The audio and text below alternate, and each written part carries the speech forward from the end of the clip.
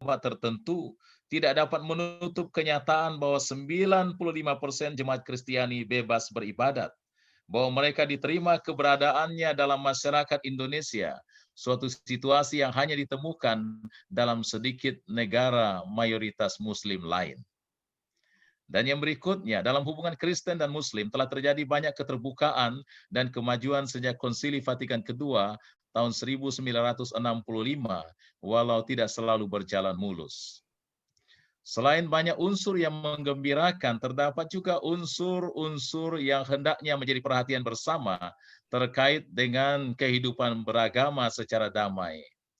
Masih ada kesan bahwa di daerah tertentu terjadi intoleransi dalam hal keagamaan.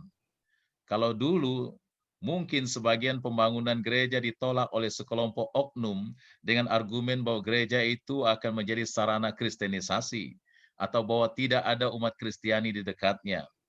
Nah, sekarang di tempat-tempat tertentu penolakan terjadi karena ada sekelompok orang tidak menghendaki adanya gereja. Itu saja, tak perlu dicari-cari alasannya.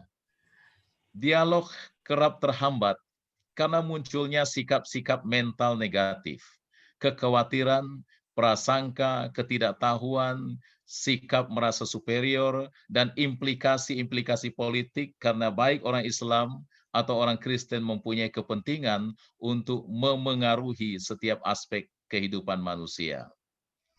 Dan dalam buku yang ditulis oleh Bung Ahmad Nurkolis, saya sangat menikmati apa yang beliau kutip dari Ismail Faruqi. Misalnya, memberikan norma-norma dasar supaya dapat berlangsung dialog antar agama. Dialog bukanlah sekedar pertukaran informasi, seremonial, dan basa-basi. Ini membutuhkan sebuah norma keagamaan yang dapat menciptakan damai. Dikatakan juga dalam buku itu, dalam Din al-Fitrah, mohon maaf kalau saya salah mengucapkannya, Islam memiliki teori yang sangat kuat sehubungan dengan agama Yahudi dan Kristen yang tidak dianggapnya sebagai agama-agama lain, tetapi sebagai dirinya sendiri.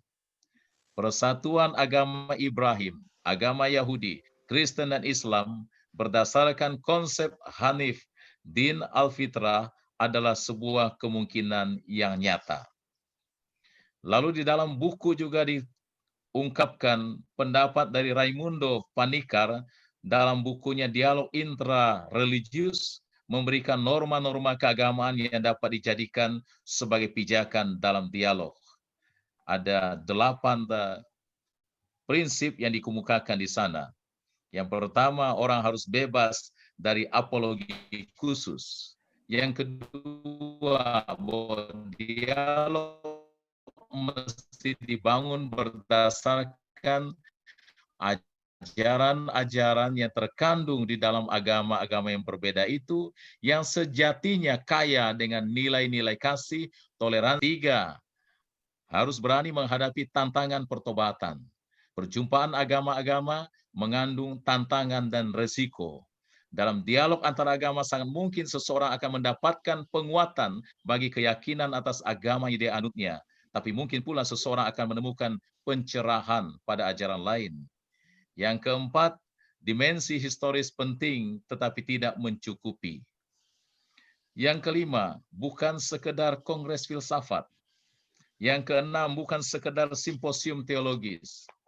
Dan yang ketujuh, bukan sekedar ambisi pemuka agama.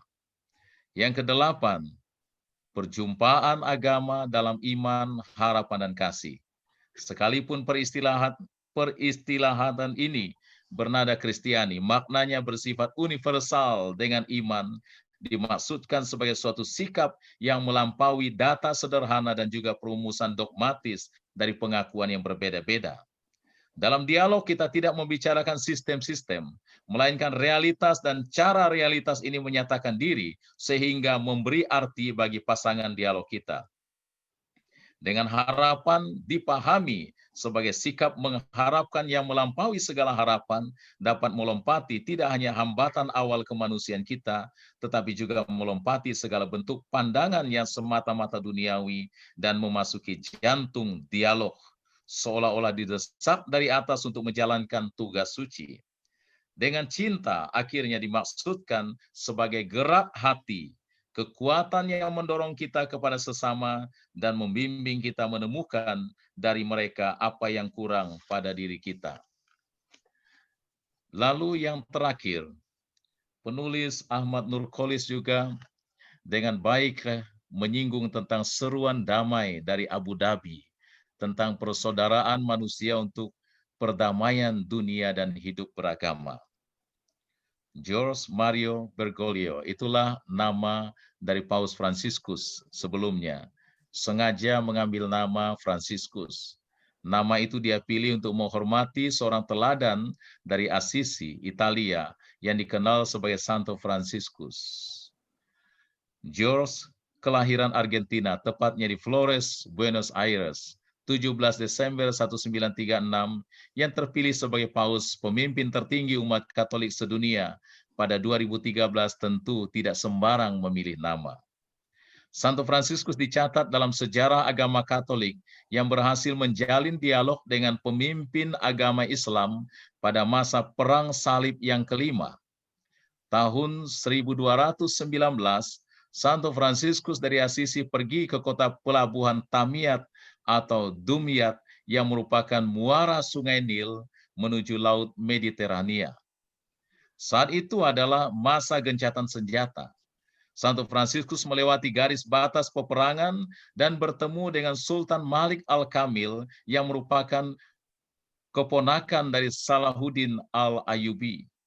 Sultan Al-Kamil menyambut kedatangan Santo Fransiskus dengan sangat baik, hingga terjadi dialog yang saling menghargai.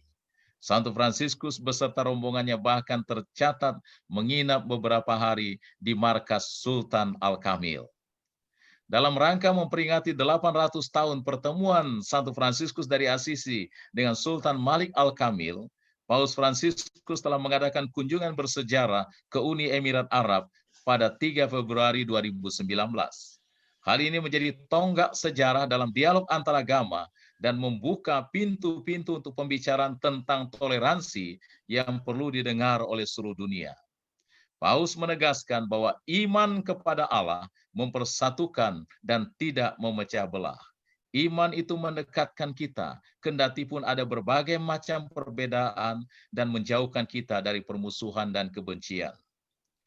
Selanjutnya pada 4 Februari 2019 di Abu Dhabi, Paus Fransiskus bersama Imam Besar Al-Azhar, Sheikh Ahmed Al-Tayeb, telah menandatangani The Document on Human Fraternity for World Peace and Living Together. Dokumen Abu Dhabi ini menjadi peta jalan yang sungguh berharga untuk membangun perdamaian dan menciptakan hidup harmonis di antara umat beragama dan berisi beberapa pedoman yang harus disebarluaskan ke seluruh dunia. Paus Fransiskus mendesak agar dokumen ini disebarluaskan sampai ke akar rumput kepada semua umat yang beriman kepada Allah. Agama dalam membangun perdamaian dunia menjunjung tinggi beberapa hal berikut. Yang pertama, keyakinan yang teguh bahwa ajaran-ajaran otentik agama mengundang kita untuk tetap berakar pada nilai-nilai perdamaian, untuk mempertahankan nilai-nilai pengertian timbal balik, persaudaraan manusia dan hidup bersama yang harmonis, untuk membangun kembali kebijaksanaan, keadilan, dan kasih, dan untuk membangkitkan kembali kesadaran beragama di kalangan orang-orang muda, sehingga generasi mendatang dapat dilindungi dari ranah pemikiran materialistis dan dari kebijakan berbahaya akan keserakahan dan ketidakpedulian tak terkendali berdasarkan pada hukum kekuatan dan bukan pada kekuatan hukum. Yang kedua, kebebasan adalah hak setiap orang. Setiap individu menikmati kebebasan berkeyakinan, berpikir, berekspresi, dan bertindak. Pluralisme dan keragaman agama, warna kulit, jenis kelamin, ras, dan bahasa dikehendaki Tuhan dalam kebijaksanaannya, yang melaluinya ia menciptakan umat manusia. Kebijaksanaan ilahi ini adalah sumber dari mana hak atas kebebasan berkeyakinan dan kebebasan untuk menjadi berbeda berasal. Ya, dialog, pemahaman dan promosi luas terhadap budaya toleransi, penerimaan sesama dan hidup bersama secara damai akan sangat membantu untuk mengurangi pelbagai masalah ekonomi, sosial, politik, dan lingkungan yang sangat membebani umat manusia. Dialog antar umat beragama berarti berkumpul bersama dalam ruang luas nilai-nilai rohani, manusiawi, dan sosial bersama, dan dari sini meneruskan keutamaan-keutamaan moral tertinggi yang dituju pada agama-agama. Dan akhirnya, deklarasi ini menjadi undangan untuk rekonsiliasi dan persaudaraan di antara semua umat beriman, juga di antara umat beriman dan yang tidak beriman, dan di antara semua orang yang berkehendak baik. Tidak ada alasan untuk pesimis, takut-takut atau berlebihan merasa terancam. Lewat segala pengalaman selama puluhan tahun kemerdekaannya, Indonesia telah membangun modal kebangsaan, persaudaraan, dan pluralisme yang cukup tangguh. Memang kecenderungan-kecenderungan primordial seperti intoleransi, kecurigaan, dan prasangka selalu juga ada. Tetapi kita harus melihat kenyataan ini dalam proporsi yang sebenarnya. Kita harus lebih intensif membangun komunikasi positif dengan umat beragama lain. Kita dengan sabar dan tegas menuntut dari negara agar cita-cita Pancasila, Undang-Undang Dasar 45 dan ketentuan hukum yang berlaku dilaksanakan sebagaimana mestinya. Maka mengutip apa yang ditulis oleh Bung Nurkolis, Sheikh Tayyip, dan Paus Fransiskus secara konkret memperlihatkan bahwa perbedaan bukanlah penghalang untuk menenun persaudaraan dan koeksistensi atau hidup berdampingan. Kita patut mengikuti jejak mereka agar perdamaian bersemi di hamparan bumi, termasuk di negeri tercinta kita, Indonesia. Sekian dan terima kasih. Kalau ada yang salah, mohon dimaafkan. Baik, terima kasih banyak kepada Romo Mayong.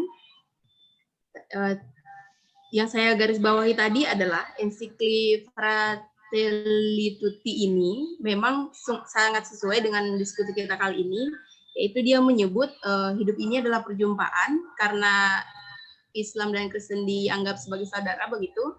Dan dari perjumpaan itu kita bisa belajar sama lain, baik nilai-nilai dan hal lainnya.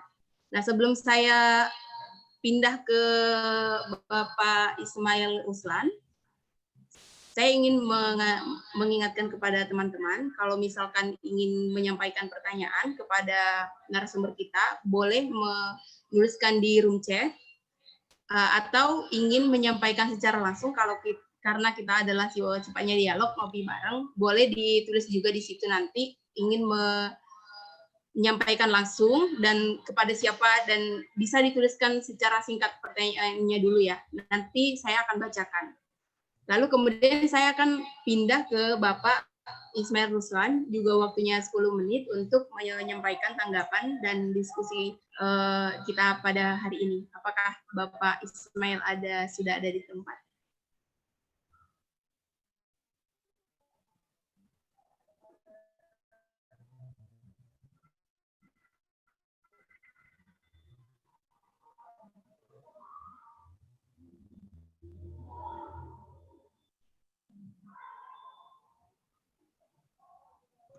Isa bisa bantu saya? Ya, kayaknya keluar lagi saya ya. Di Tadi dalam udah di ini. ruangan, Kak. Halo. Oh, sudah ya? Oh, iya. Sudah Ganti nama ternyata. kedengaran? Halo. Sudah, Pak. Sudah dengar suara saya? Ya, sudah. Sudah dengar suara saya? Sudah, Pak. Baik, terima kasih.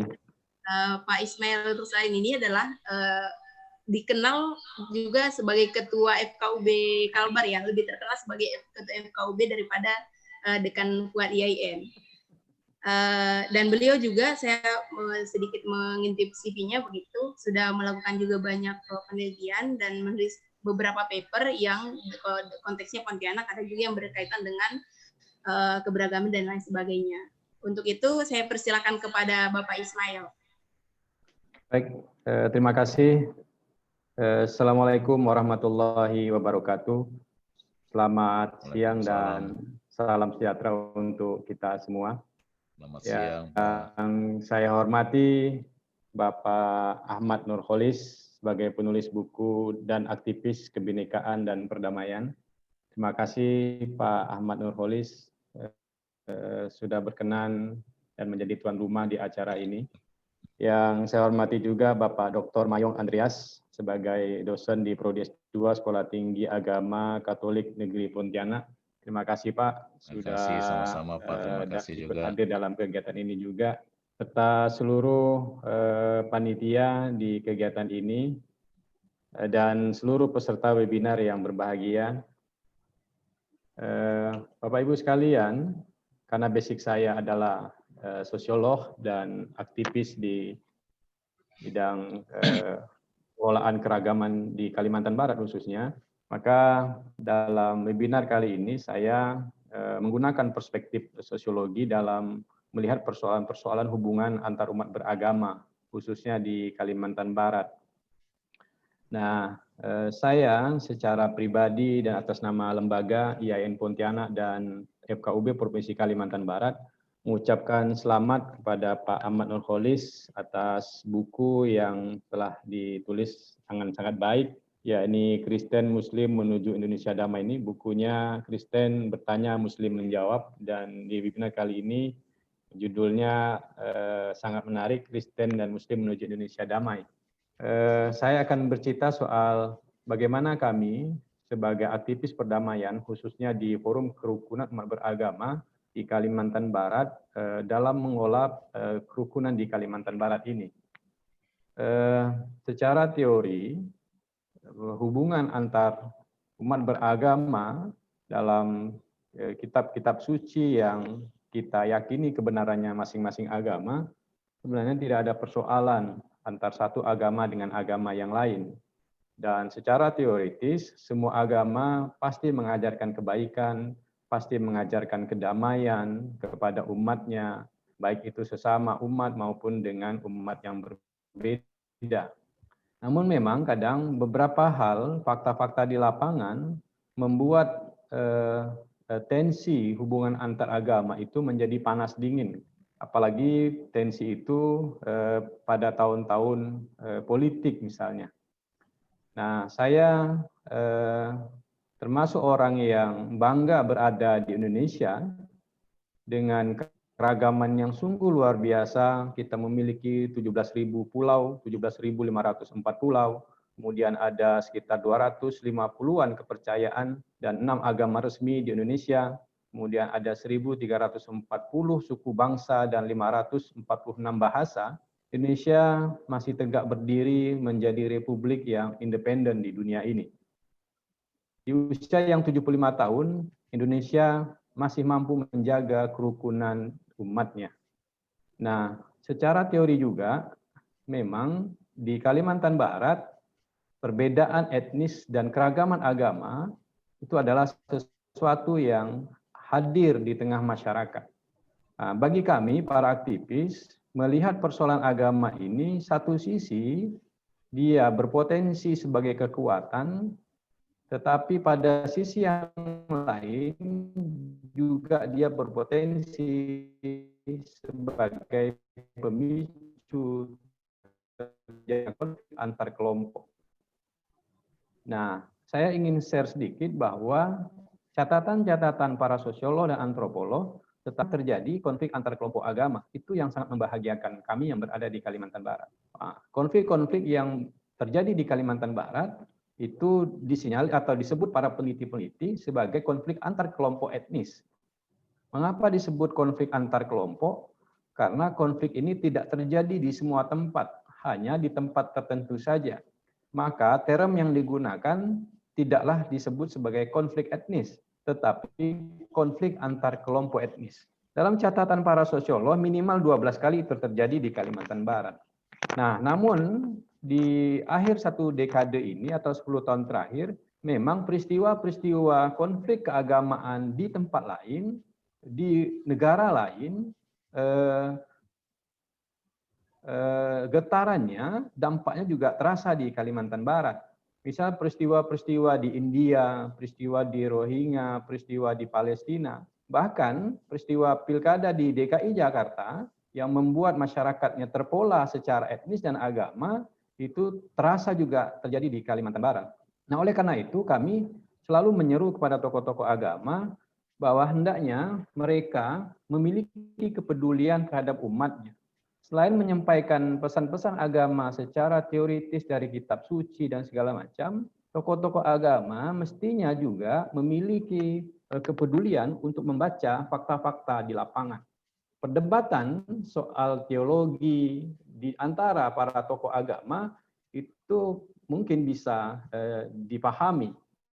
Tetapi ketika dia masuk ke ranah sosiologi, nah, kalau tidak bisa dijelaskan secara baik, itu memiliki dampak yang luar biasa.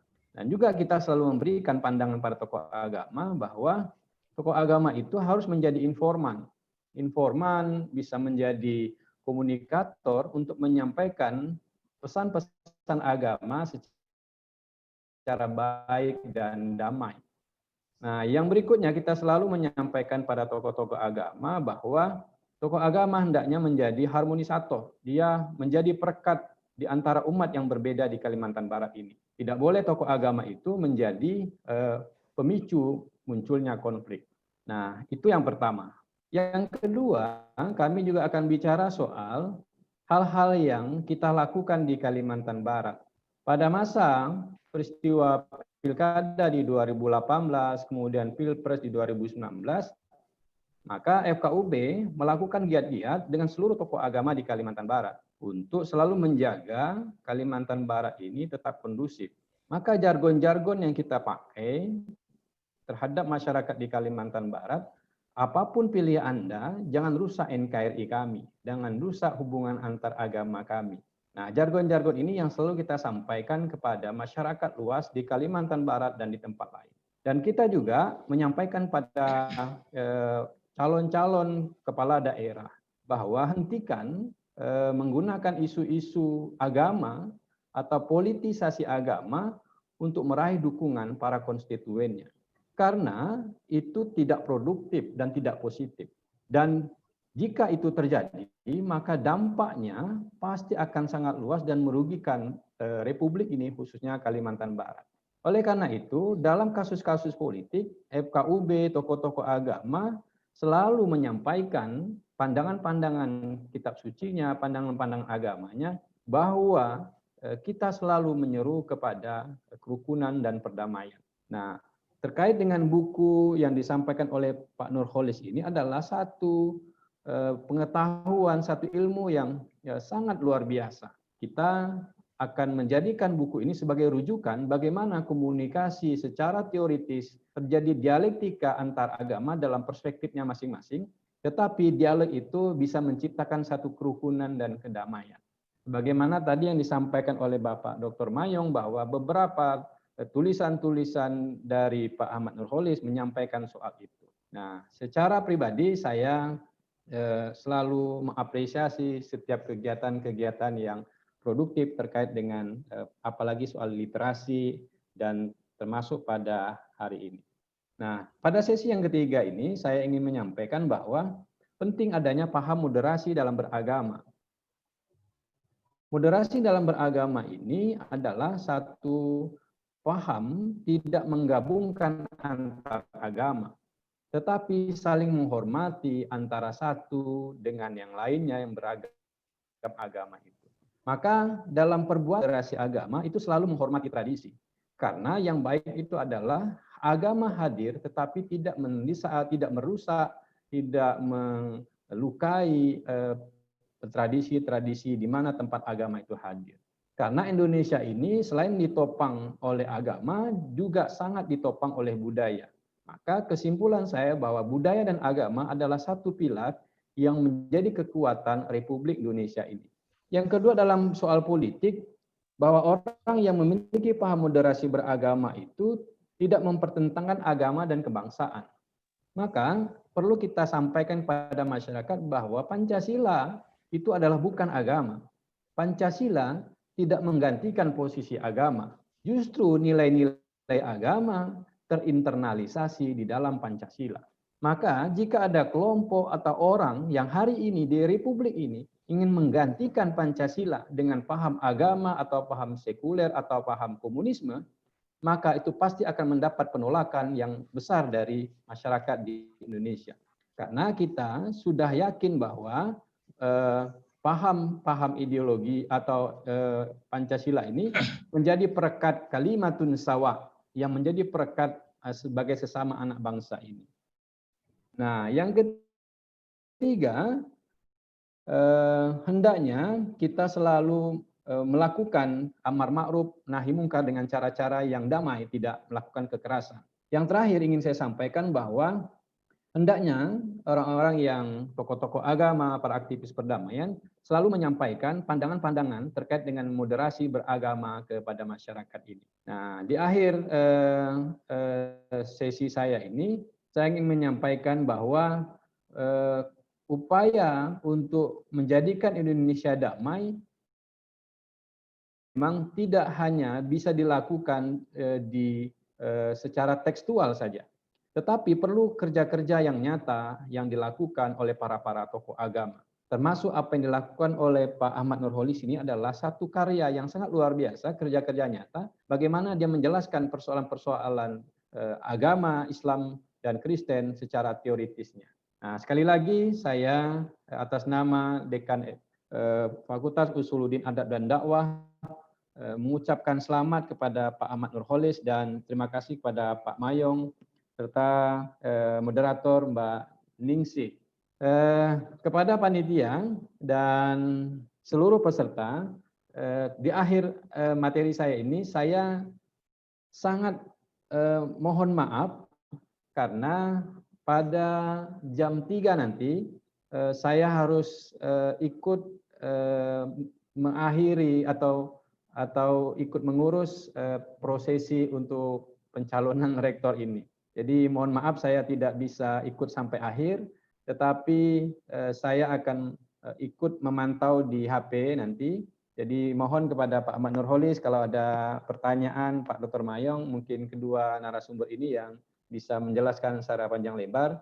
Saya karena dalam jam dan waktu yang sama juga harus mengerjakan tadi kebutuhan yang saya maksud, jadi harus pamit undur diri dan mohon maaf kiranya dalam penyampaian saya ada hal-hal yang kurang. Sekali lagi selamat kepada panitia atas kerjasama ini, Studi Agama-Agama, ICRP, dan Alex Media Komputindo, serta organisasi dari yang lainnya, Sekolah Tinggi Agama Katolik Negeri Pontianak, saya ucapkan terima kasih atas kerjasama yang sangat baik ini. Itu yang dapat saya sampaikan, Mbak Ningsih. Baik, Pak. Halo, Mbak. Jadi saya undur diri karena dalam jam yang sama, hanya hitungan menit lagi saya ada deadline untuk satu kegiatan, jadi saya harus menyiapkan berkas untuk memenuhi kebutuhan itu. Jadi saya mohon pamit betul, mohon maaf dengan 10 jari saya memohon maaf pada forum ini, tidak mengurangi rasa hormat saya terhadap bapak-bapak dan ibu semua yang hadir di forum ini. Jadi saya mungkin kameranya saya matikan karena saya harus berjalan menuju tempat yang saya tuju itu. Itu aja, terima kasih, selamat siang dan assalamualaikum warahmatullahi wabarakatuh. Assalamualaikum warahmatullahi wabarakatuh. Ya, Pak Ismail Ruslan. Sayang sekali Bapak Ismail Ruslan tidak bisa ya dengan highlight tadi dari pernyataan beliau adalah peran tokoh agama ini memang sangat kuat ya di dalam interaksi dan dialog antara agama itu sendiri. Nah ini gimana caranya nih biar kita berdialog, mungkin juga nanti akan tergantung kepada para tokoh agama yang kita anut gitu. Selanjutnya saya ingin memberikan kesempatan ini kepada Bapak Ahmad Nurholis yang telah menulis buku ini. Saya suka sekali Pak bukunya karena saya selalu merasa tertantang dan sangat suka melihat buku yang tebal. Buku ini tebalnya 550 halaman ya, dan sangat baik, sangat interaktif di dalamnya. Saya langsung saja kepada Bapak Ahmad Nurholis, silakan Pak. Baik, terima kasih Kakak Ningsih, terima kasih Romo Mayong, terima kasih Pak Ismail Ruslan yang tadi sudah memaparkan dengan baik terkait dengan tema kita pada siang hari ini ya. Nah, secara khusus saya juga perlu menyampaikan terima kasih kepada SAA IAIN Pontianak yang dipimpin oleh Pak Dekan Ismail dan juga Sekolah Tinggi Agama Katolik Negeri. Juga terima kasih kepada teman-teman semua yang hadir pada siang hari ini. Terima kasih juga kepada Mas Ekon dari Alex Media Komputindo yang masih secara terbuka selalu menerima tulisan-tulisan dari saya begitu. Nah, tema pada siang hari ini, kenapa kita mengambil tema pada bab ke-7 dari buku Kristen Tanya Muslim Menjawab ini, temanya adalah dialog Kristen Muslim menuju Indonesia damai. Tadi di awal Pendeta Frankie pada saat memberikan sambutan, beliau mengatakan bahwa kalau Muslim dan Kristen itu rukun, maka tidak sulit untuk mewujudkan Indonesia damai gitu ya. Nah, saya sering menganalogikan Kristen Muslim itu seperti kakak adik begitu. Jadi kalau berjauhan itu rindu, tapi kalau lagi bersama itu berantem. Nah, kira-kira begitulah. Islam Kristen saya kira begitu gitu ya. Meski sering berantem, tapi sebetulnya sebagaimana digambarkan di dalam Al-Quran, orang-orang Kristen itu salah satu saudara yang terdekat bagi Muslim. Nah, kata Allah di dalam Al-Quran itu begitu itu. Karena ada di antara mereka yang bangun tengah malam berdoa kepada Tuhan, kata Quran begitu. Nah, oleh karena itu maka tidak ada alasan sejatinya untuk membenci orang-orang Kristen dan saya kira juga penganut agama yang lain begitu. Nah, lalu bagaimana perdamaian itu bisa diwujudkan gitu ya. Nah, menurut saya yang pertama itu kalau kita mampu menciptakan ruang perjumpaan. Nah, saya kira acara kita pada sore hari ini merupakan ruang perjumpaan di mana kita bisa saling berinteraksi, bertukar pikiran, dan kemudian berikutnya kalau sudah ada ruang perjumpaan maka dialog bisa kita bangun gitu. Nah, kenapa dialog itu penting? Karena dari dialog itulah kita bisa melakukan pertukaran pengetahuan dan juga pengalaman. Nah, itulah pentingnya. Banyak kasus-kasus intoleransi yang selama ini terjadi di masyarakat kita, di tengah kita, itu karena ketidak saling pemahaman gitu ya. Orang Islam curiga kepada orang Kristen, begitu juga sebaliknya gitu. Nah, itu karena mereka tidak pernah berjumpa, tidak pernah ada dialog gitu. Karena itu ya orang Islam mempersepsi tentang Kristen, tentang orang Kristen itu sesuai dengan persepsinya, sesuai dengan pemahamannya yang tentu sangat terbatas, begitu juga sebaliknya. Nah, oleh karena itu kenapa dialog itu penting gitu. Nah, dialog itu tentu ada beragam pendekatan yang bisa kita lakukan gitu ya. Kalau dalam buku tersebut saya memaparkan ada beberapa pendekatan. Yang pertama adalah pendekatan teologis. Nah, apa yang saya tulis di dalam buku ini merupakan bentuk pendekatan teologis gitu. Saya mencoba untuk menjawab pertanyaan-pertanyaan dari teman-teman Kristen, teman-teman Katolik dengan pendekatan teologis gitu ya. Nah, tentu sesuai dengan pengetahuan yang saya miliki. Dan itu sangat boleh jadi mungkin ada yang keliru menurut pandangan teman-teman Kristen atau Katolik misalnya. Atau juga keliru menurut teman-teman Muslim yang lain yang memiliki pandangan atau perspektif yang berbeda dengan saya gitu. Nah, yang kedua kita bisa melakukan dialog dengan pendekatan kultural atau budaya.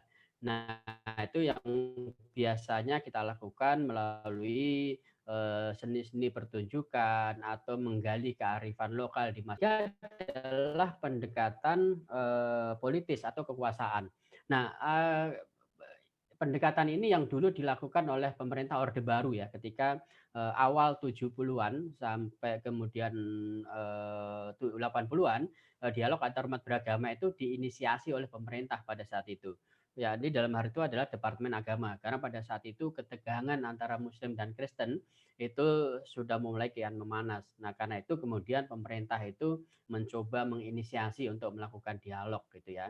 Nah, itu di pendekatannya tentu sangat sangat politis. Tujuannya adalah agar kedua umat beragama itu bisa meredam, lalu bisa saling berdialog sehingga tujuannya agar konflik dan ketegangan yang selama ini terjadi itu bisa dikurangi atau bisa dihilangkan begitu. Nah, lalu ada pendekatan ekonomis sebetulnya. Ini dialog yang lebih nyata, kira-kira gitulah. inilah yang dilakukan oleh kalau di Jakarta itu ada GIC namanya, Jaringan Lintas Iman Tanggap COVID-19. Nah, kebetulan saya salah satu koordinator dari jaringan tersebut. Nah, jaringan itu diikuti oleh berbagai lembaga agama. Jadi kalau dari Islam itu ada NU, ada Muhammadiyah, ada Ahmadiyah gitu ya. Lalu dari Kristen ada PGI, dari Katolik ada KWI, Bakat, ISKA gitu ya, ada OMK gitu. Lalu dari Matakin juga ada Konghucu, bahkan dari agama Sikh, Bahai, Penghayat Kepercayaan itu juga bergabung. Paling tidak ada 23 lembaga berbasis keagamaan yang bergabung dalam wadah bagaimana kelompok atau komunitas beragama itu bisa saling membantu mengatasi bencana COVID seperti ini. Nah, itulah yang saya bilang sebagai dialog ekonomis gitu ya, atau dialog kemanusiaan. Nah, dialog ekonomis itu juga salah satunya sebagaimana dilakukan oleh beberapa lembaga, misalnya seperti Wahid Foundation, itu mereka punya yang disebut sebagai Kampung Damai gitu ya. Kampung Damai itu sebuah komunitas bagaimana mengantarkan sebuah kampung atau daerah untuk menjadi potret di antara mereka itu merawat kebinekaan yang ada, lalu bersama-sama mewujudkan perdamaian gitu ya. Nah, di dalam rangkaian Kampung Damai itu ada Koperasi Cinta Damai namanya. Jadi ada Kospin lah, Koperasi Simpan Pinjam gitu ya. Nah, itulah bentuk upaya dialog ekonomis. Dialog tidak lagi melalui perbincangan di atas panggung atau melalui webinar seperti kita ini, tapi menjawab persoalan atau tantangan yang terjadi di tengah masyarakat kita gitu. Nah, kenapa dialog itu penting? Karena dari dialog itulah kita bisa membangun ke saling pemahaman, sehingga kerentanan untuk terjadi gesekan, untuk terjadi konflik itu bisa dihindari. Nah, kalau itu bisa kita hindari, maka otomatis kita bisa sama-sama mewujudkan perdamaian. Nah, saya tadi senang mendengar bahwa di Kalbar itu merupakan potret wilayah atau provinsi yang relatif aman, damai gitu ya, sehingga kemudian Kemenak itu memberikan anugerah Harmony Award gitu. Nah, tetapi menurut saya secara umum Indonesia itu kalau kita menggunakan kerangka berpikirnya Johan Galtung, damai itu kan ada dua macam ya, ada damai positif, ada damai negatif. Nah, damai negatif, negatif peace itu adalah kondisi di mana tidak ada perang atau konflik.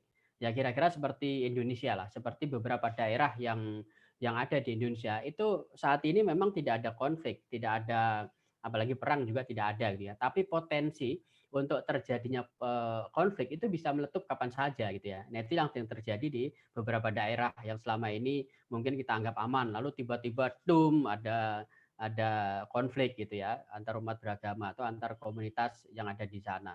Nah, oleh karena itu kata Galtung bagaimana kita beranjak dari damai negatif menuju damai positif atau positive peace gitu.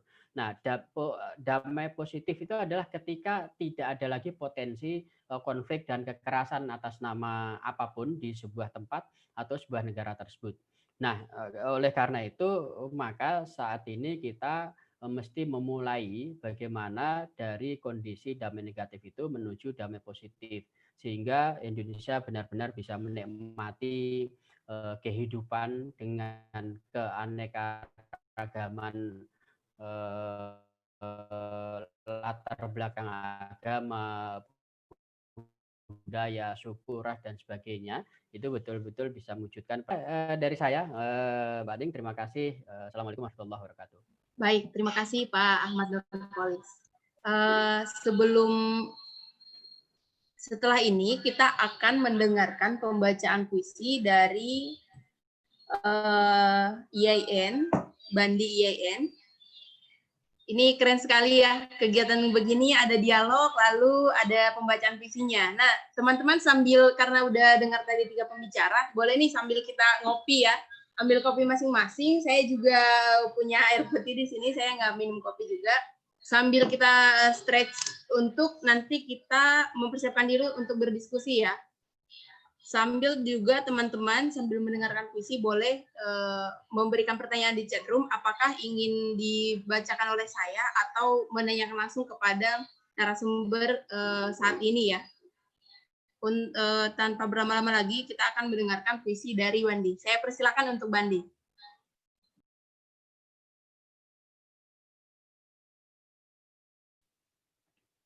Oke, misi Kak. Selamat siang. Izinkan saya untuk membacakan puisi karya Fikar W. Eda dengan buah karyanya Salam Damai.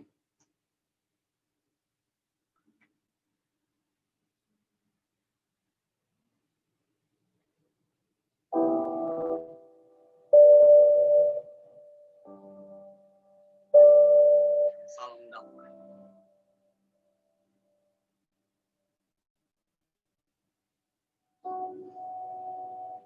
Salam pada langit yang kita junjung, menampung segala suara. Puja puji, caci maki, dan doa-doa.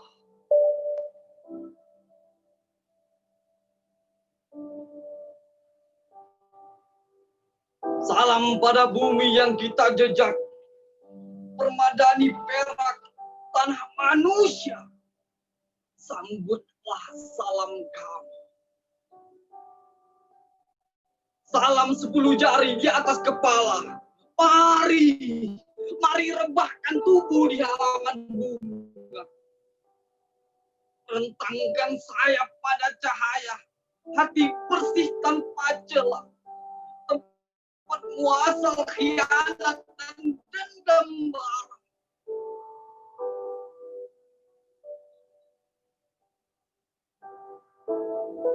Geraikan rambut di hulu sungai, sebarkan wangi harumnya.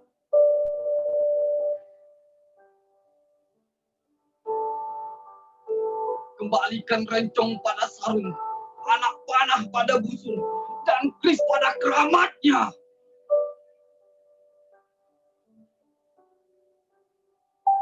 Sebab telah begitu lama kita dalam duka cita. Oleh amuk serakah, kaum pendurhaka, takut di hadapan pemilik dalam kokang senjata tak berjiwa.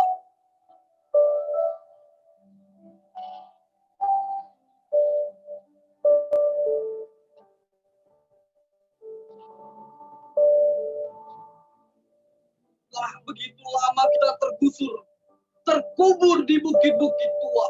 Kematian saling berhimpit, jerit yatim memenuhi cakrawala. Pintu-pintu berlumpur tanpa suara, maka sudah waktunya, sudah semua kembali. Sambutlah salam kami. Salam damai dengan bismillah, salam langit dengan payung, damai bumi menjadi jejak permadani perak Nusantara.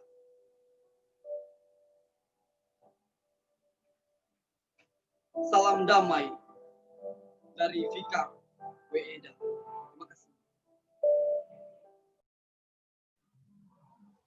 Wah, keren sekali ya, Wandi. Saya sampai merinding ini bacanya, dengarnya nih. Salam damai juga dari Jalan Johar ya. Saya sedang ada di Jalan Johar. Sebelum ke teman-teman yang bertanya, saya ingin memberikan pertanyaan pertama kepada Romo Mayung Andreas ya. Ini saya ambil dari buku Bapak Ahmad Nurkolis. Yang ketiga ini ada berani menghadapi tantangan, Pak. Yaitu katanya dalam dialog ini kan kita mungkin bisa kita mendapatkan pencerahan, lalu secara gamblang ini pindah agama bisa ya, atau bahkan kita bisa lebih memahami di dalam dialog itu terhadap agama kita sendiri. Sebagai seorang pastor nih kan Pak, sebagai seorang imam di dalam Katolik, gimana nih Bapak menanggapi kalau misalkan di dalam dialog itu sendiri ternyata ada gitu ya yang jadi pindah agama gitu. Sebagai imam bagaimana nih Pak menanggapinya Pak?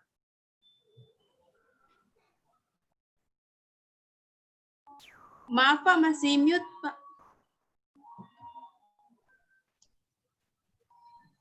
Ya, baik. Ya, terima kasih banyak atas pertanyaan.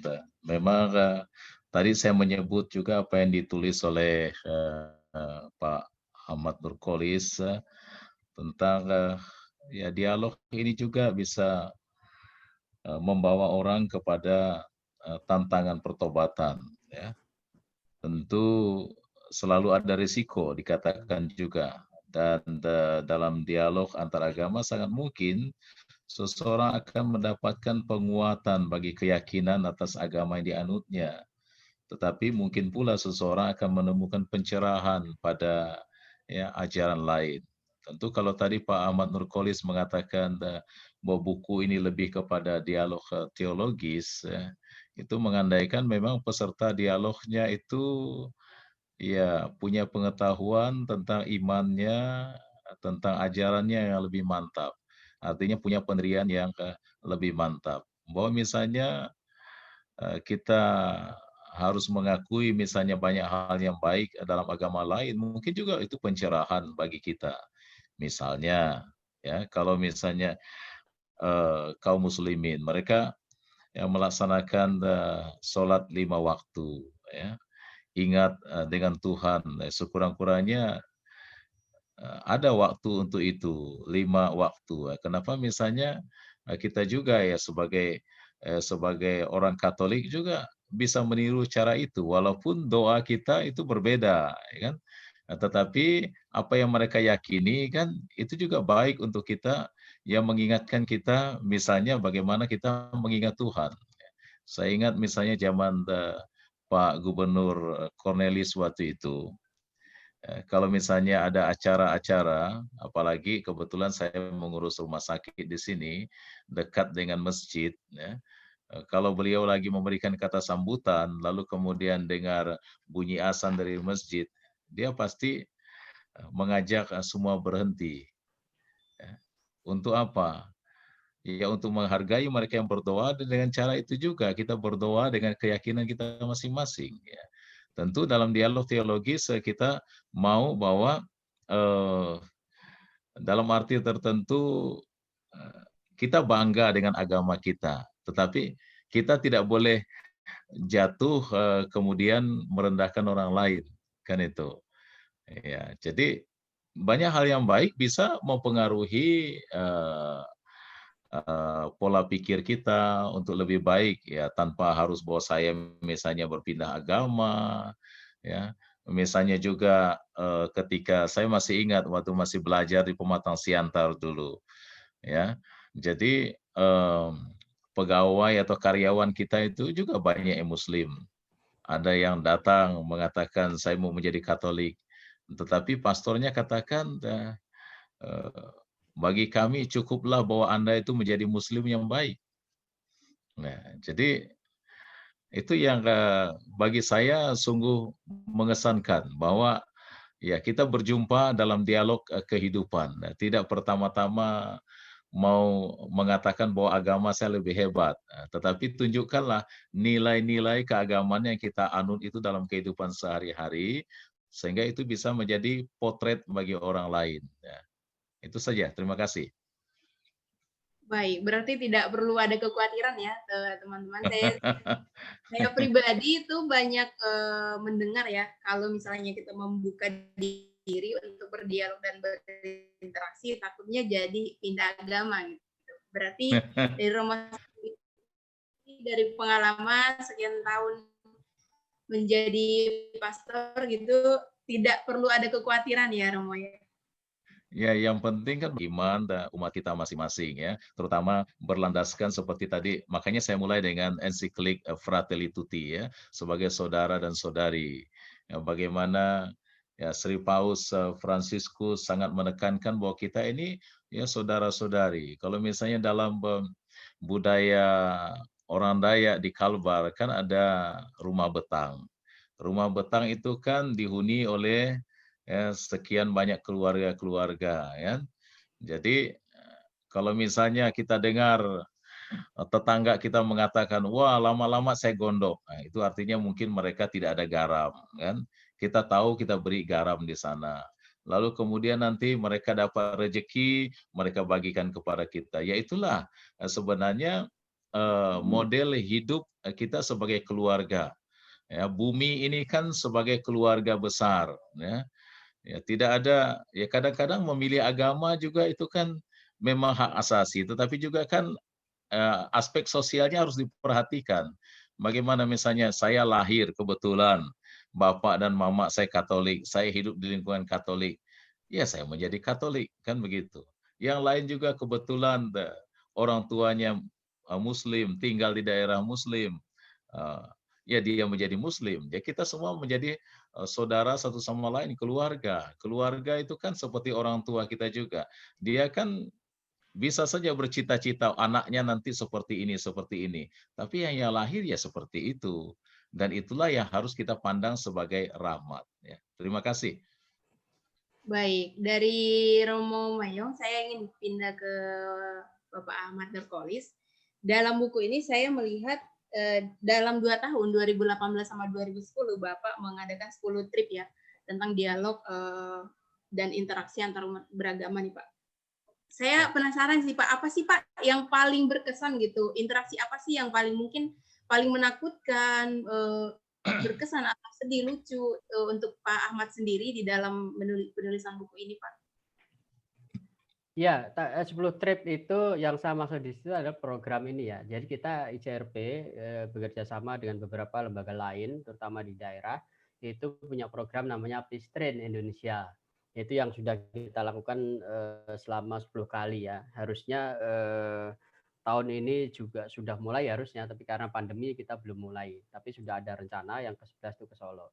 Nah, yang menarik dari Peace Train itu apa? Peace Train ini kan sejatinya adalah ruang perjumpaan ya. Bagaimana kita bisa mempertemukan orang-orang muda seperti Romo Mayong gitu ya, untuk bisa berdialog, bertemu lah, berinteraksi dengan mereka orang-orang muda dari berbagai agama gitu.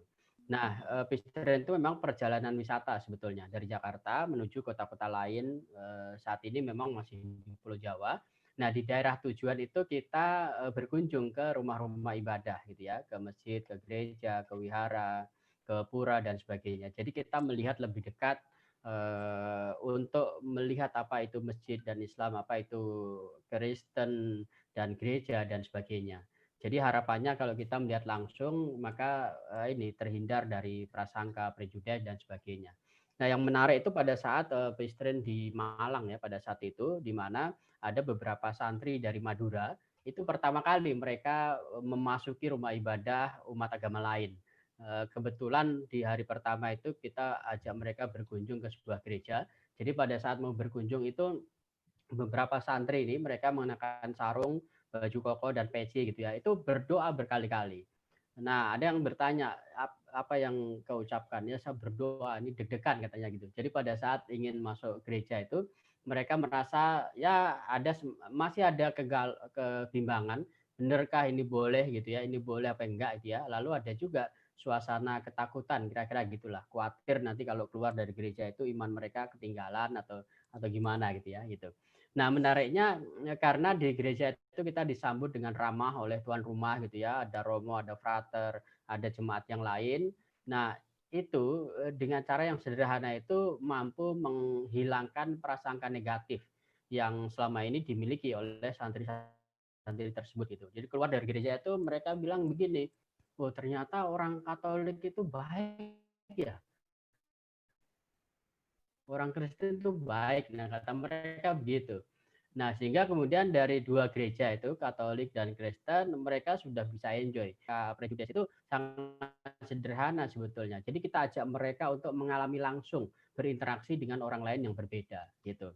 Nah, itu menurut saya yang paling menarik ya.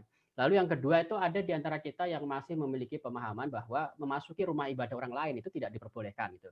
Ada beberapa teman Kristen yang menyangka kita nggak boleh masuk masjid gitu ya. Begitu juga sebaliknya.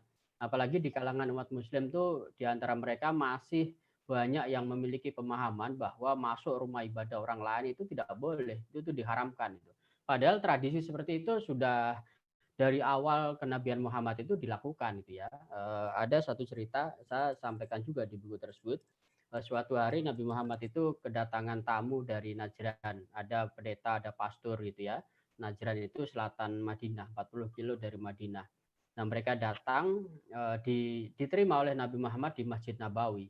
Nah, pada saat tiba sholat asar itu, umat Muslim kan sholat asar di masjid itu ya. Lalu kemudian orang-orang Kristen, orang-orang Katolik ini juga sembahyang di situ, kebaktian di gereja gitu. Nah, ada seorang sahabat yang protes kira-kira gitulah, bukan kepada umat Kristen ini, tapi kepada Nabi Muhammad. Ya Rasul, itu kenapa orang Kristen kok sembahyang di masjid kita gitu ya? Lalu Nabi Muhammad nggak apa-apa, biarkan saja gitu. Jadi Nabi Muhammad tuh menerima tamunya, memperlakukan tamunya tidak hanya secara sosial kemanusiaan, bahkan mereka juga diizinkan untuk sembahyang, untuk ibadah di Masjid Nabawi gitu ya. Begitu juga nanti pada era sahabat Umar bin Khattab misalnya, beliau sangat terbiasa mengunjungi gereja-gereja dan juga sinagog yang dimiliki oleh umat Yahudi yang ada di Mekah maupun di Madinah gitu. Nah, itu saya kira pengalaman-pengalaman dari ini ya, Pistrin. Kalau pengalaman dari selama menginisiasi dialog antar umat beragama, lalu melalui kerja-kerja nyata, ya memang banyak di antara kita, tidak hanya di kalangan Muslim, tetapi juga di kalangan teman-teman Kristen maupun Katolik itu yang masih enggan gitu ya. Karena itu tadi kan ada pertanyaan, gimana caranya mengajak mereka yang enggan untuk melakukan dialog. Nah, strategi kita itu jangan langsung diajak mengikuti kegiatan-kegiatan yang berbau keagamaan, misalnya dialog antar agama gitu ya. Nah, melalui program Pristrain itu mereka justru senang karena programnya adalah jalan-jalan gitu. Atau melalui kerja-kerja kemanusiaan. Jadi tidak menggunakan label-label agama, kira-kira gitulah. Nah, misalnya di ICRP itu punya program misalnya penanaman mangrove gitu ya. Jadi dialognya tidak sekedar dialog teologis, tetapi juga melakukan kerjasama bareng-bareng. Misalnya saat terjadi bencana banjir, ya kita rame-rame buka posko membantu mereka yang membutuhkan. Nah, biasanya melalui posko itulah mereka dari berbagai agama, termasuk mereka yang enggan kalau melakukan dialog antar umat beragama, itu mau untuk bergabung dan justru melalui dialog-dialog nyata membantu mereka yang membutuhkan gitu. Gitu, Mbak Ning. Baik, itu langsung menjawab pertanyaan dari ini ya tadi ya Bapak Antoni Stamo ya yang bertanya gimana sih caranya mengadakan dialog tanpa dianggap kristenisasi. Tadi Bapak Ahmad Nurkolis sudah langsung memberikan contoh-contohnya, bisa nanam mangrove, bisa dan mungkin program pungut sampah atau program yang lainnya ya. Betul. Lalu saya berpindah kepada pertanyaan dari Nadi dari Sepakat ya. Dia mengatakan, oh ini pertanyaan untuk Pak ini, Bapak siapa namanya? Pak Ismail. Pak Ismail, iya saya lupa tadi. Ini pertanyaan untuk Pak Ismail, tapi sayang sekali beliau tidak ada di sini bersama kita. Saya pindah ke pertanyaan Andi Hiswarko. Dia menanya begini, bagaimana mendorong partisipasi tokoh dan pemeluk agama dan berbagai komponen masyarakat untuk menyadarkan kontestan pemilu supaya berkampanye berbasis moralitas atau etika saja, jangan agama ataupun politik uang atau hoax dan manipulasi dan lain sebagainya nih. Mungkin Bapak Ahmad Nurkolis atau Romo memiliki pengalaman di sini Pak, peran tokoh agama nih Pak. Yang senior dulu. Ya, kalau agamawan itu kan biasanya ya hanya bisa menyampaikan himbauan moral gitu ya. Dan itu sangat bergantung kepada kesadaran para politikus itu gitu. Nah, ini persoalannya kan kadang-kadang politikus bukan menggunakan casing agama untuk melakukan kampanye gitu ya. Mereka pasti tahu itu sebetulnya tidak boleh, tapi sengaja mereka lakukan ya karena dengan cara itulah mereka bisa menarik hati konstituen mereka. Nah, kira-kira gitu. Nah, padahal sebetulnya agama itu kan kita jadikan sebagai landasan moral, etik gitu ya, sebagai fatsun ketika kita berpolitik dan juga dalam kegiatan-kegiatan sosial kemasyarakatan lainnya gitu. Tapi yang terjadi di masyarakat kita, ya terutama yang paling kentara itu ya pada saat pilkada DKI gitu ya. Dan semoga itu tidak terulang di daerah-daerah yang lain, di mana agama itu dijadikan casing, dijadikan bumbu, dijadikan alat untuk melakukan kampanye. Dan itu sebetulnya memiliki dampak buruk ya terhadap agama dan juga para penganutnya sebetulnya. Karena ketika agama itu digunakan pada hal-hal yang tidak semestinya, justru itu akan merugikan kepada agama tersebut dan juga penganutnya. Jadi banyak orang yang dikatakan membaca agama untuk digunakan sebagai alat untuk mencari kekuasaan, kira-kira gitu. Nah, lalu gimana caranya? Ya kalau para ustadz, para kiai, para pastor, para pendeta, ya kan hanya bisa menghimbau aja kan. Selanjutnya ya kembali kepada kesadaran individu para politikus tersebut begitu. Baik, dari Romo Mayong. Baik, terima kasih atas pertanyaan yang bagus ya. Ya, pada dasarnya kalau kami para pastor itu memang sudah ada hukumnya. Hukumnya itu tidak boleh terlibat dalam politik praktis. Jadi itu juga kadang-kadang menjadi keluhan dari misalnya beberapa tokoh umat. Kok katanya pastor tidak pernah menyebut nama satupun, ya kan? Nah, kenapa? Ya memang ya dalam hukum gereja Katolik itu bahwa pastor itu tidak boleh terlibat dalam politik praktis. Bagaimanapun kita sebagai gereja ini harus berada ya di atas sebuah partai, semua golongan. Kita harus menjadi pemersatu. Kalau saya sebut nama yang satu ini, ya yang lain bagaimana? Kan pendukungnya pun yang ini pun ya yang Katolik pun banyak, yang sana pun yang Katolik juga banyak. Kalau saya menyebut salah satu kan nanti saya memecah belah ya secara khusus misalnya umat saya, ya kan? Nah, jadi paling-paling seperti yang dikatakan oleh Pak Ahmad Nurkolis, kita bisa ya memberikan kriteria berdasarkan moral, berdasarkan integritas, berdasarkan rekam jejak. Setelah itu biarlah terbuka, siapapun boleh menilai itu. Ya, karena memang dasarnya kami sebagai pastor jangankan mau menjadi anggota DPR misalnya atau jadi gubernur, jadi bupati, ya, itu tidak diperbolehkan. Terlibat dalam politik praktis pun kami tidak dibenarkan. Jadi lebih kepada bagaimana kita memberikan dorongan moral terhadap misalnya calon-calon yang ya diajukan.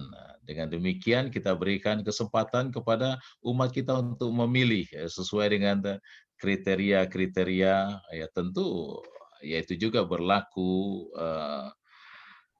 secara umum kan. Moral itu kan tidak hanya berkaitan dengan gereja Katolik, tapi moral juga berkaitan dengan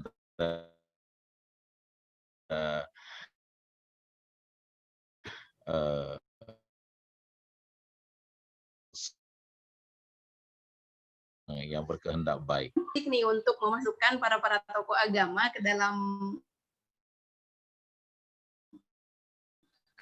apa ya tim ses pemilu gitu ya. Ternyata selanjutnya kita ada pertanyaan dari Roni Ismail ya. Kita menanggapi seperti ini kepada Romo Mayong dan Pak Nurkolis. Dalam sosiologi konflik, kata beliau, manusia itu memang secara alami dalam makhluk konflik atau disebut homo conflictus. Sehingga katanya kita nggak perlu takut kepada konflik, tapi takutnya kepada tidak perlu mengkhawatirkan konflik itu sendiri. Tapi tanggapan Romo dan Pak Ahmad Nurkolis pada pernyataan teman kita dari Jogja. Ya, oke, saya dulu. Ya, silakan Pak, silakan. Ya, saya kira memang konflik tidak melulu negatif sebetulnya. Justru kita bisa belajar banyak dari adanya konflik itu. Nah, yang negatif dari konflik itu adalah ketika kita tidak bisa mengelolanya dengan positif atau dengan baik. Nah, itu yang tidak baik. Nah, oleh karena itu memang seharusnya kita tidak anti konflik. Karena dari konflik itu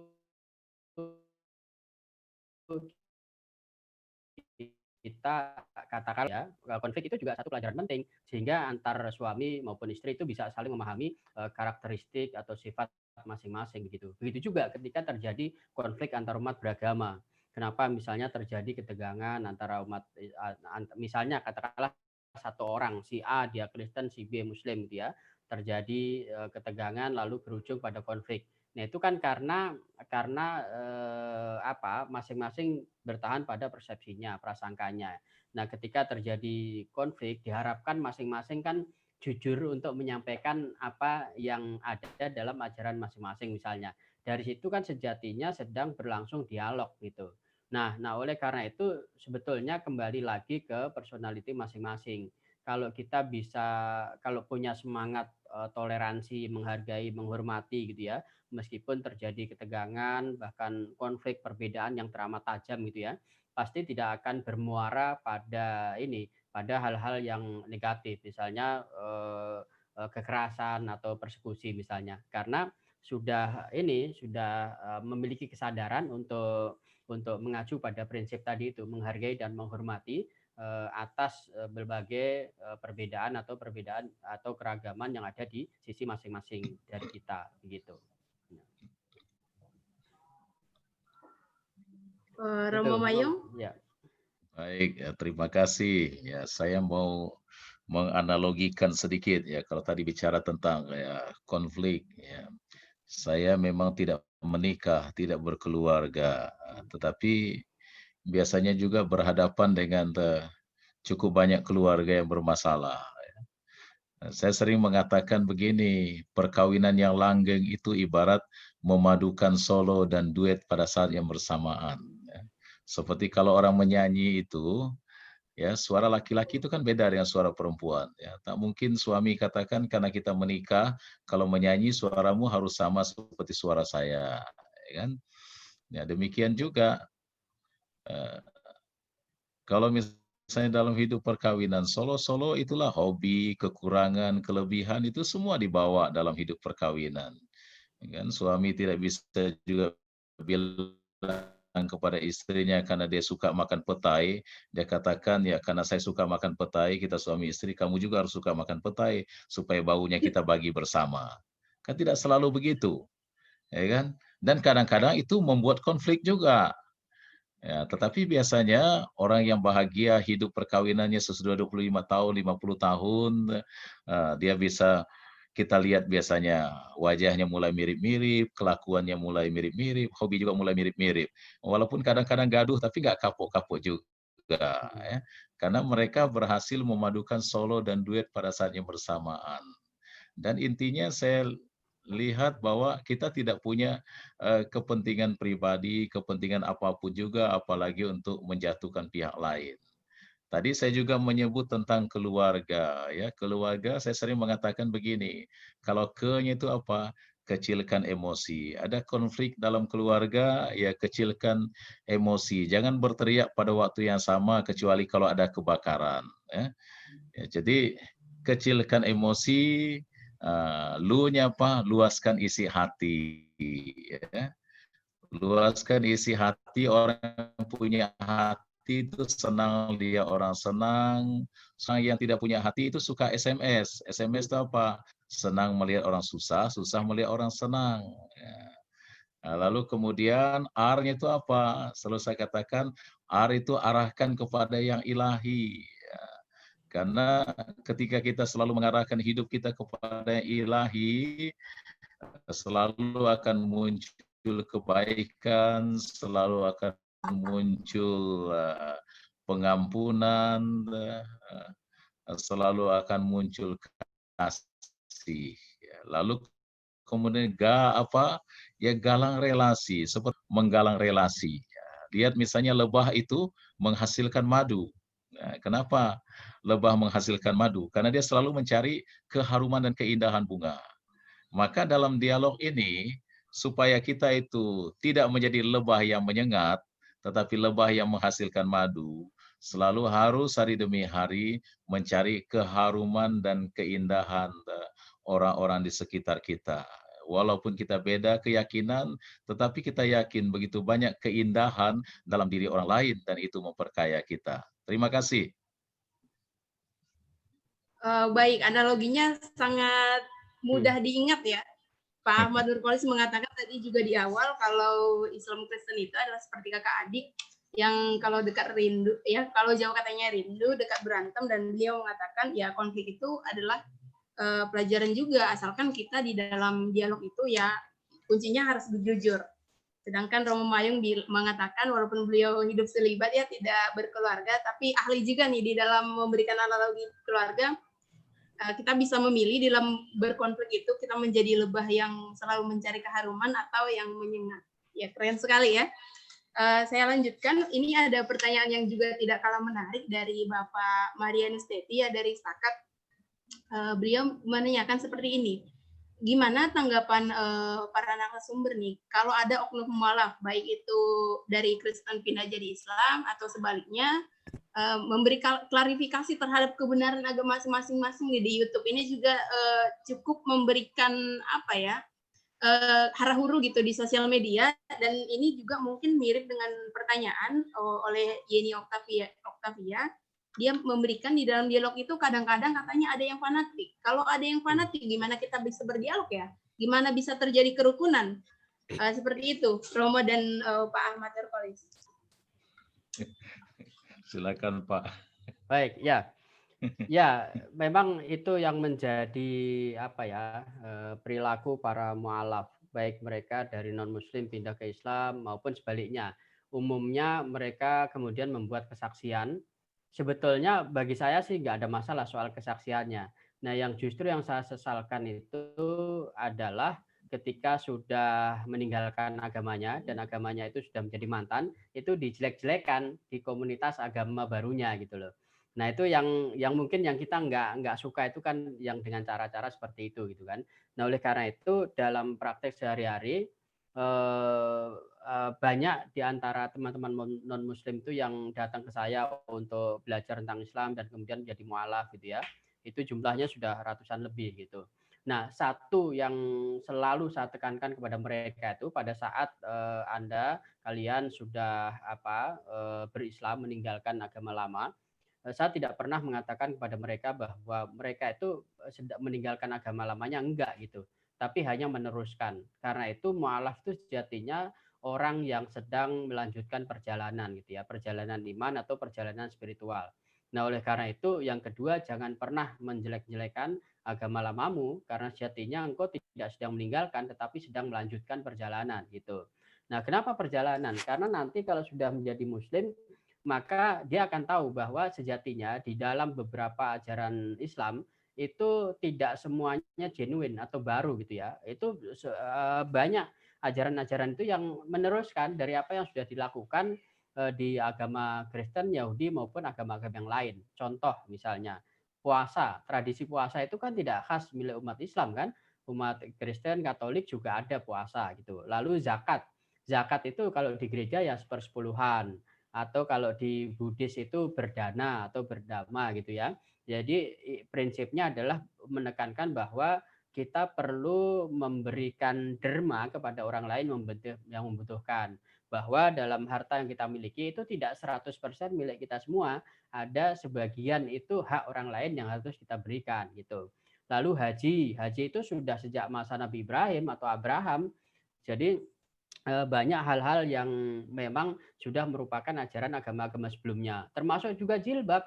Jilbab itu tradisi lama yang tidak hanya dulu dipraktekkan oleh umat Katolik, yang sampai sekarang juga suster juga kan masih mengenakan ya. Tetapi juga umat Yahudi juga mengenakan jilbab. Bahkan kalau kita baca sejarah, jauh sebelum Yahudi itu masyarakat Arab juga sudah mengenakan jilbab, burqa dan sebagainya gitu. Nah, oleh karena itu ya memang seharusnya kalau kita itu berpindah agama gitu ya harusnya sih kita anggap aja sebagai ini. Agama itu kalau buat saya itu seperti ageman gitu ya. Ageman itu baju dalam bahasa Jawa. Jadi kalau saya nyaman dengan Islam ya itulah yang saya kenakan. Tapi kalau orang lain nyaman dengan Kristennya, dengan Katoliknya, ya monggo silahkan gitu. Dan saya juga orang yang fair dalam artian ada juga beberapa orang yang datang ke saya begitu, yang latar belakang agamanya adalah Muslim, tapi mereka sedang srek dengan agama Katolik atau Kristen gitu. ya saya terima dengan baik itu. Mereka memang konsultasi untuk minta pertimbangan bagaimana sebaiknya, bagaimana seharusnya. Nah, saya sampaikan seperti itu. Kalau kamu ternyata nyaman dengan agama baru yang sedang kau pelajari itu, ya silahkan dilanjutkan. Saya bilang begitu. Jadi kalau ada orang Islam mau ke Katolik, ya kemudian saya antarkan ke teman saya yang Romo atau pastor begitu. Begitu juga kalau ada teman Muslim yang dia ingin belajar Kristen, ya saya pertemukan dengan pendeta Frankie atau pendeta yang lain gitu. Jadi buat saya soal pindah agama itu tidak jadi masalah sebetulnya. Tapi yang terpenting adalah layaknya kita hidup di soal yang lain lah. Jangan pernah ini menjelekkan mantan kita, istilahnya begitu. Gitu Mbak Ting. Baik, ya. Baik. Ya, terima kasih banyak Pak Ahmad atas pencerahannya. Ya, tentu ya pertama-tama ya bahwa setiap orang tuh harus punya kebanggaan atas agamanya sendiri. Bahwa kemudian mereka karena aspek sosial, seperti saya katakan tadi, walaupun agama itu adalah hak asasi, tapi juga karena aspek sosial kemudian yang satu pindah ke agama yang lain pindah ke agama yang lain, itu kan juga hak asasi mereka. Ya. Hanya memang ya seperti tadi dikatakan Pak Ahmad, yang kita sesalkan itu ya seringkali malah yang mualaf itu bisa lebih keras daripada yang tidak mualaf. Misalnya pulang ke rumah orang tua, ya, nanti bawa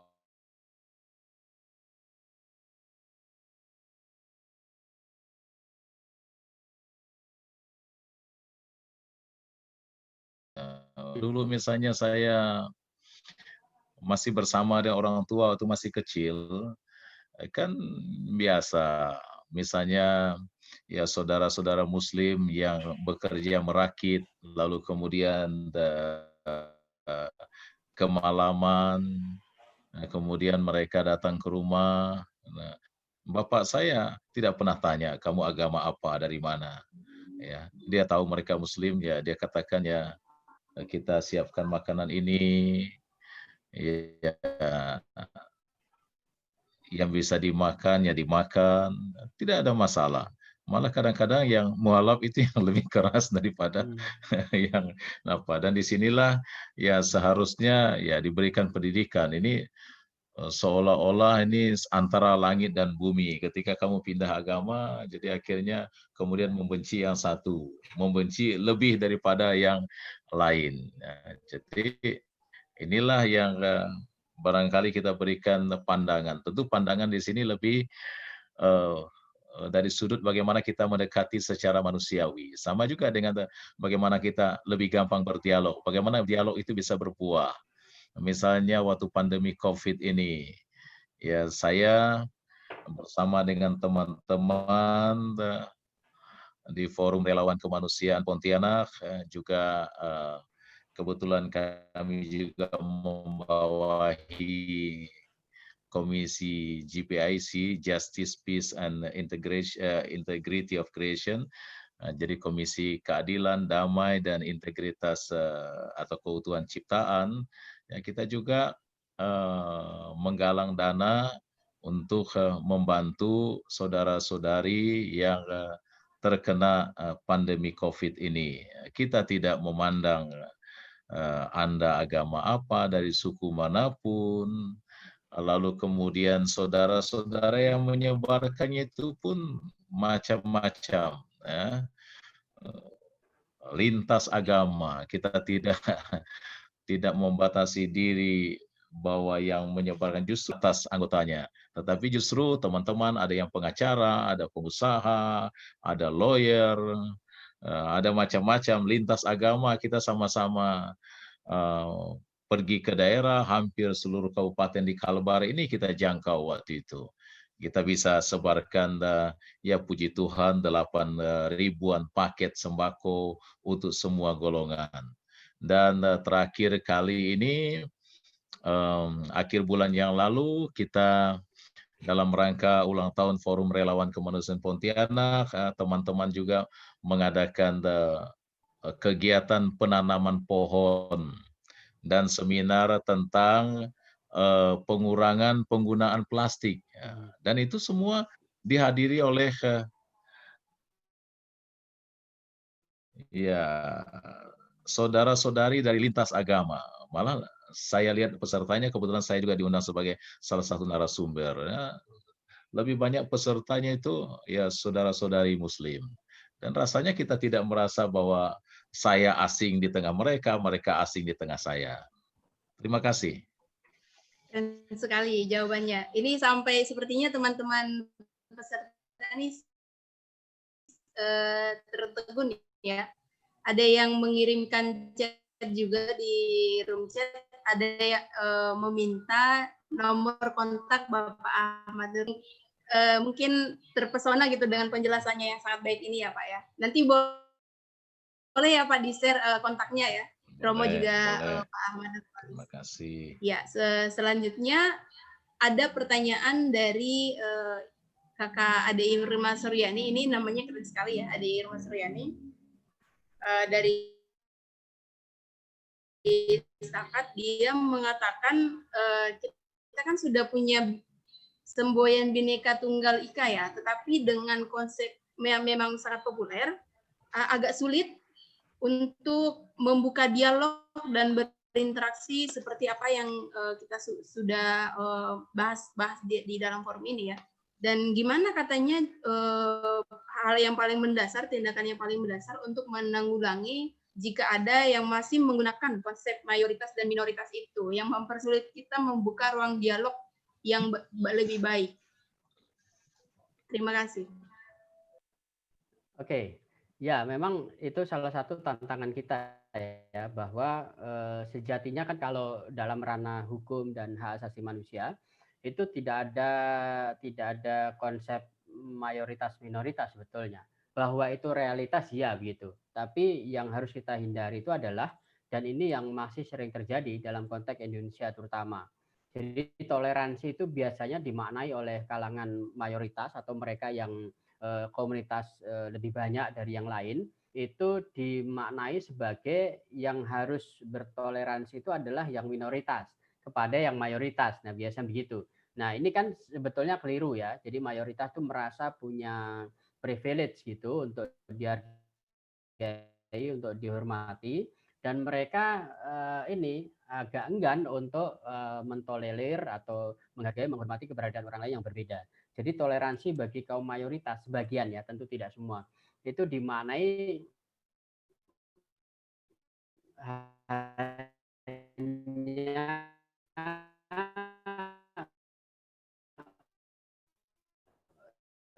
ini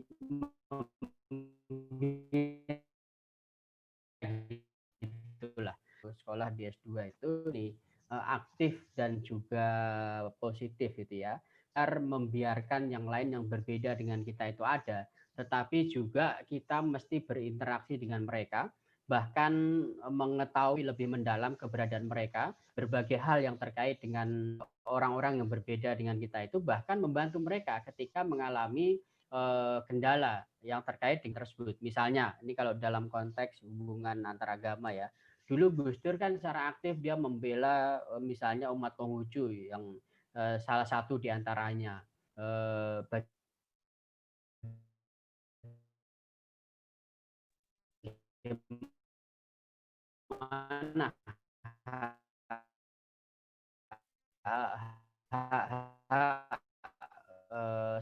tidak ada konsep itu. Negara itu tidak punya kewenangan untuk mengatakan bahwa agama ini resmi atau tidak gitu ya. Karena agama itu dikembalikan kepada penganutnya masing-masing. Tidak sah juga tidak ada. Karena dalam ranah hak asasi manusia tidak ada yang diberi kewenangan untuk menilai apakah agama ini resmi atau tidak, sah atau tidak, kira-kira begitu. Nah, oleh karena itu, maka kalau kita mau belajar dari Gus Dur, nah harusnya itu gini, mayoritas itu bisa meyakinkan kepada khalayak, termasuk mereka yang dalam jumlah itu minoritas, itu aman gitu. Nah, kalau saya sebagai Muslim itu saya mesti meyakinkan betul bahwa saya itu bisa mengejawantahkan makna dari Islam itu sendiri gitu. Nah, Islam itu kan maknanya damai, selamat, sejahtera gitu ya. Nah, saya belajar dari ini salah satu ritus sholat di akhir sholat itu kan umat Muslim ketika saya sholat itu kan mengucapkan salam, assalamualaikum warahmatullahi wabarakatuh dengan menengok ke kanan, lalu assalamualaikum warahmatullahi dengan menengok ke kiri. Nah, itu maknanya adalah setelah kita selesai menghadap kepada Sang Khalik, maka tugas berikutnya adalah memberikan kedamaian, keselamatan, dan kesejahteraan bagi orang-orang di sekeliling kita. Nah, oleh karena itu, saya sering mengatakan bahwa saya layak disebut sebagai Muslim kalau orang-orang di sekeliling saya, di sekitar saya, itu merasa aman, merasa tentram, merasa damai. Tapi kalau keberadaan saya itu menjadi ancaman atau orang lain tidak merasa nyaman, ya maka saya tidak berhak disebut sebagai seorang Muslim. Nah gitu Mbak, sederhana sebetulnya gitu. Ya, baik. Terima kasih banyak. Ya, pasti sangat membantu apa yang dikatakan oleh Pak Ahmad Nurkolis tentang mayoritas dan minoritas. Saya biasa kembali lagi kepada analogi ya. Mohon maaf bagi para perokok nih ya. Seringkali saya ini kan tidak merokok. Kalau hadir di tengah-tengah para perokok, kadang-kadang saya katakan bisa nggak kurangi sedikit merokoknya atau merokok secara sehat. Tapi katanya, masa katanya kamu merokok tidak merokok sendirian. Kami yang merokok ini ramai, lalu kami disuruh berhenti merokok. Jadi itulah kadang-kadang gara-gara mayoritas merokok, maka yang tidak merokok harus menyesuaikan diri dengan yang merokok. Maka tadi kalau Pak Ahmad katakan mayoritas itu bagaimana memberikan rasa aman kepada yang minoritas, ya begitulah seharusnya. Karena dalam konteks yang sesungguhnya tidak ada mayoritas dan minoritas. Bahwa dalam kenyataan itu ada, tetapi sebenarnya secara teoritis itu tidak ada mayoritas dan minoritas. Justru dalam hal ini ya yang mayoritas harus memberikan rasa aman kepada yang minoritas. Dan puji Tuhan ya seperti pada awal presentasi saya tadi, walaupun di sana sini ada gejolak ya, tetapi toh ya kami ya kita sebagai orang Kristen juga merasa bahwa ya kebebasan beragama untuk beribadat juga ya, saya katakan tadi 95% itu dijamin ya. Jadi itu juga buah dari dialog kita ya. Secara khusus pada kesempatan ini ya terima kasih banyak bahwa kita boleh ya bersama-sama berbicara dalam suasana damai ya. Apalagi kita menghadapi pandemi COVID-19, kita tidak tahu COVID itu berada di mana ya. Walaupun selama ini kita katakan kita bisa mengatasi banyak hal, tetapi secanggih apapun radar tidak bisa mendeteksi virus itu berada di mana. Dan saya pikir ini juga mengajarkan banyak hal kepada kita. Bahwa apapun yang kita banggakan secara manusiawi di dunia ini, toh akhirnya kita harus menyerah kepada yang kuasa. Dan juga ya pandemi ini juga ya membuat kita terjalin erat satu sama lain. Ini Pak Ahmad tidak perlu diundang ke Pontianak, yang lain juga tidak perlu kemana-mana. Kita bisa bersama-sama lewat media online ini untuk berjumpa satu sama lain. Itu juga ya buah dari ya apa yang kita alami sekarang. Jadi tidak ada sesuatu yang seharusnya yang membuat kita merasa takut satu sama lain karena kita terjalin erat. Kalau dulu orang biasa membangun tembok Berlin akhirnya roboh juga. Tetapi mari kita pada kesempatan ini bukan membangun tembok, tetapi membangun jembatan yang menghubungkan kita satu sama lain. Terima kasih. Baik. Terima kasih Romo. Ya, tadi kita diingatkan kembali oleh Pak Ahmad Nurkolis. Beliau mengatakan mayoritas sama minoritas itu konsep yang salah, yang ada adalah realitas. Sama seperti mungkin menyinggung tadi pernyataan dari teman kita dari Jogja tadi ya, beliau mengatakan konflik itu adalah sesuatu yang alami. Keberagaman itu juga merupakan sesuatu yang alami, bahwa kita berbeda-beda itu adalah sesuatu yang alami, dan itu juga tadi dinyatakan oleh Romo Mayong. Beliau mengatakan kebanggaan mayoritas itu pada akhirnya kita akan menyerah karena ada yang kuasa, itu kembali lagi yang menjadikan kita beragam, dan itu adalah sesuatu yang alami. Sekali lagi ditekankan keberagaman itu sesuatu yang alami ya. Nih ada pertanyaan yang tidak kalah penting ya dari Norifa. Beliau mengatakan bagaimana sih caranya membeli buku ini. Nah, panitia menitip pesan kepada saya. Kalau saya sih tidak beli ya, saya pinjam dari Sekretariat Sadap ya. Saya udah baca bukunya. Buku ini bisa didapatkan di gramedia.com atau bisa juga langsung ke toko Gramedia ya. Tapi kalau misalnya takut keluar rumah, dengan konsep di rumah aja bisa langsung belanja di toko online-nya gramedia.com. Lalu kemudian sebagai ini ya, closing statement, karena waktu kita juga udah habis, saya ingin meminta closing statement dari Pak Ahmad Nurkolis juga Romo Mayong. Apa sih yang paling ditekankan gitu dari pentingnya interaksi dan dialog antar umat beragama ini? Baik, terima kasih Mbak Ning. Jadi dialog kita pada sore hari ini merupakan langkah awal gitu ya untuk menuju kepada dialog nyata, dialog dalam persoalan-persoalan sosial kemasyarakatan. Paus sudah mengingatkan kita melalui Fratelli Tutti gitu ya. Saya senang itu kemarin kita juga menulis saya sempat diwawancara juga oleh media asing kemarin tentang hal ini, saya sudah menanggapinya gitu. Lalu teman-teman di CRP juga sudah menulis di web. Nah, dari dialog ngopi bareng inilah bagaimana kita mengarah beranjak ke dialog nyata gitu. Dan saya kira sudah mulai banyak yang melakukan itu. Masa pandemi ini menjadi bukti nyata ya bahwa kita antar umat beragama itu mampu bergandeng tangan untuk mengatasi pandemi yang menjangkiti siapa saja gitu ya. Ini nggak pilih kasih nih pandemi ini, orang Islam, Kristen, Katolik, Hindu, Buddha kena.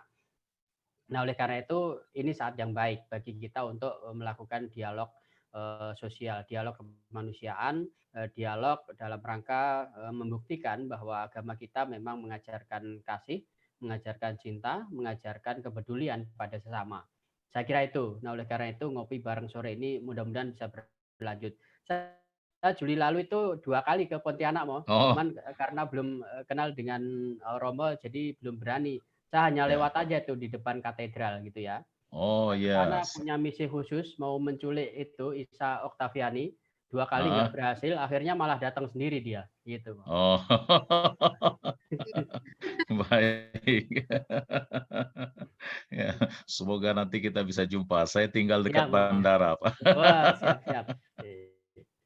Baik ya, terima kasih banyak ya sekali lagi ya, terima kasih kepada Pak Ahmad Nurkolis yang sudah memberikan pencerahan kepada kita lewat buku. Saya sudah beli 1 Pak ya di Gramedia ya, saya cari. Terima kasih.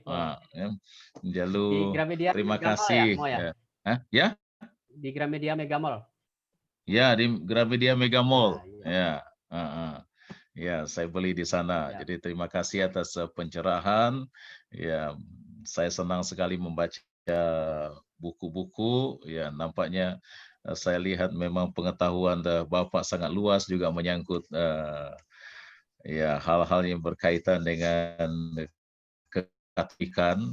Saja terakhir itu Bapak menyinggung tentang dokumen Abu Dhabi, makanya tadi saya juga sangat tekankan. Lalu saya pikir apa yang agak baru sedikit, makanya tadi dalam pengantar saya pakai ensiklik Fratelli Tutti ya, karena itulah sebenarnya dasar dari dialog bahwa kita semua adalah ya, saudara, satu sama lain adalah rahmat dari Tuhan, karena ya bagaimanapun Indonesia sebagai ya, keluarga besar. Saya tidak bisa mengatakan bahwa orang ini tidak boleh lahir di sini, yang ini tidak boleh hidup di sini. Tetapi bagaimana kita bisa hidup bahwa kita memandang satu sama lain sebagai rahmat. Dan melalui dialog ini saya yakin bahwa ya keberagaman itu selalu memperkaya. Setiap warna punya makna. Kan makna kasih yang akan mempererat kita satu sama lain. Bukan membuat tembok, tetapi membangun jembatan yang menghubungkan satu dengan yang lain. Sekali lagi terima kasih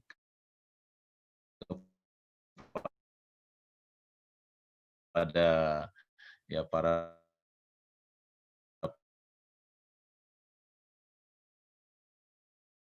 peserta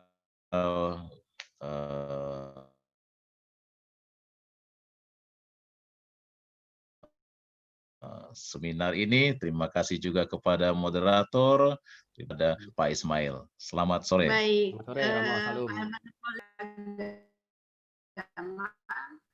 Bukan pada truth claim-nya yang penting, tetapi bahwa saya dan kamu bisa saling memahami dalam ruang tersebut. Kita tidak saling menegasikan kebenaran bukan untuk dipaksakan, tetapi untuk didialogkan supaya kita bisa saling memahami dan berbagi ruang, kata beliau.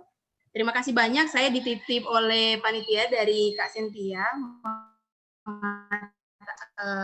untuk para peserta boleh